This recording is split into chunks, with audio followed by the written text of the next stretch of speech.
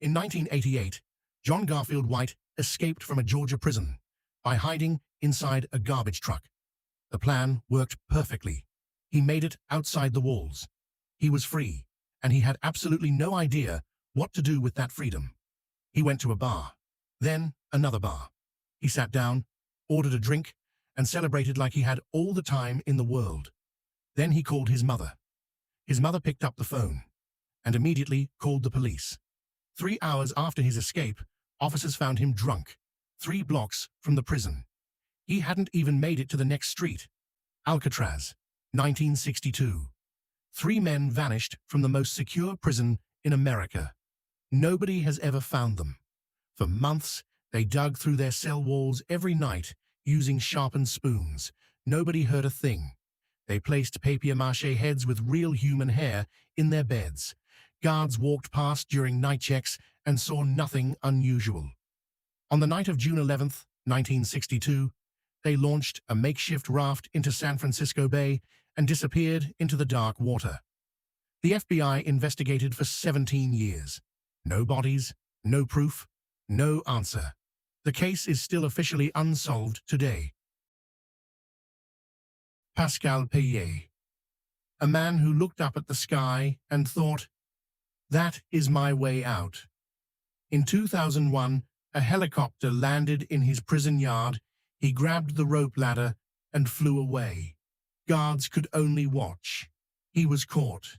Then he escaped again. In 2003, caught again. Then escaped again in 2007. Same method every single time. Every time they caught him. Every time he went back to a cell. And every time he started planning the next one. The helicopter is now banned over all his prisons. The Maze Prison, Northern Ireland, 1983, 38 men walked out in what became the largest prison escape in British history. For months, they smuggled forbidden items inside the facility piece by piece. Nobody searched carefully enough. Nobody found anything.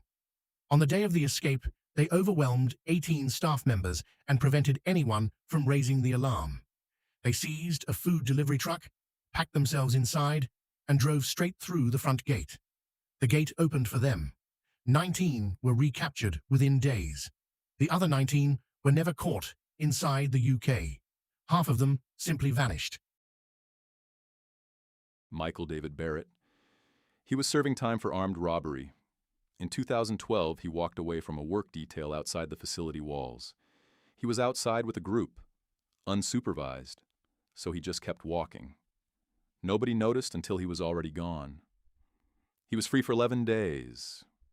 In those 11 days, he committed 2 more armed robberies. He was not laying low.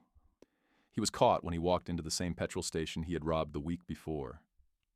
The staff recognized him instantly. The facility was heavily criticized for allowing violent offenders outside without proper supervision. Changes were made after the fact. The Texas 7. December 13th, 2000. 7 inmates escaped from one of the most secure facilities in Texas. This is how they did it. They overpowered 14 staff members one by one and locked every single one of them in a closet. Then they got to work. They stole uniforms, a truck, and nearly $75,000 worth of equipment. Then they drove straight out of the front gate, dressed as staff.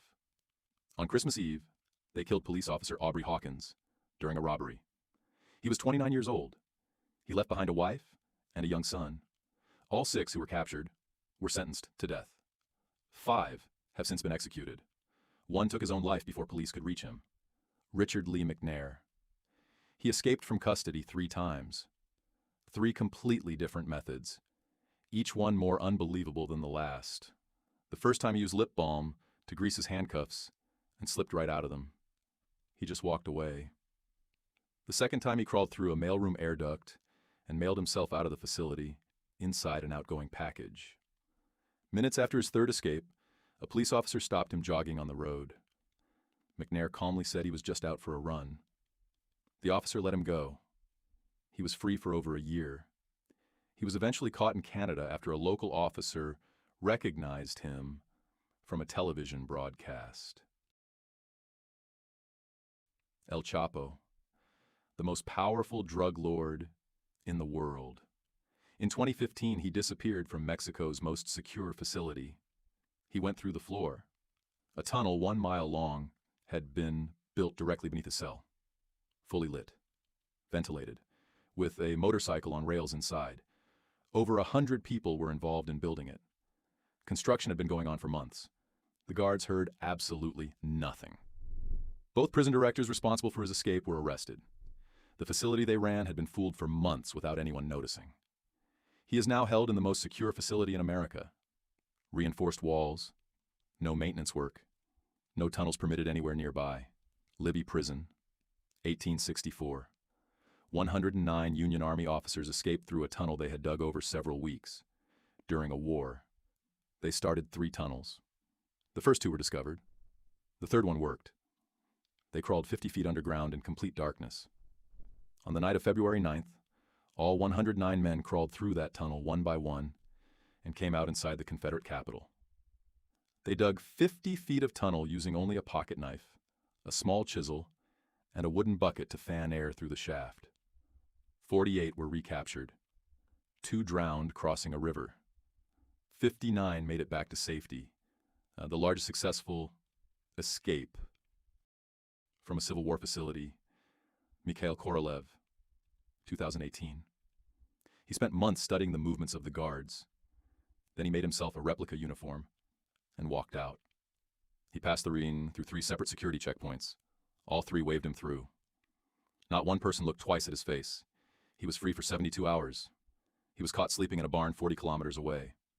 He hadn't made it very far at all.